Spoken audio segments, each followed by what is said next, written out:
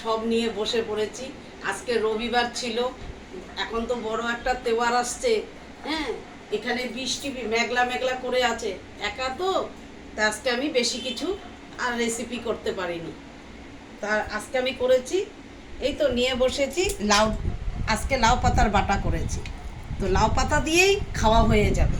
তবে আজকে আমি লাউ পাতা দিয়ে খুব টেস্টি।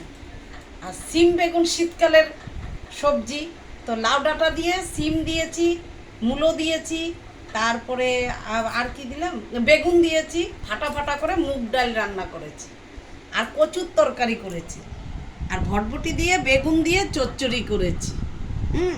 আজকে আমি, তবে আমার এই তো খেতে বসে পড়েছি, আর পারছি না, করতে তো হবেই, সময় চলে যাচ্ছে, ঘড়ি দেখি আর সময় যায়।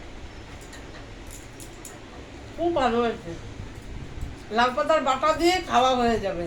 আর কচু, এই যে কচুর তরকারি করেছি।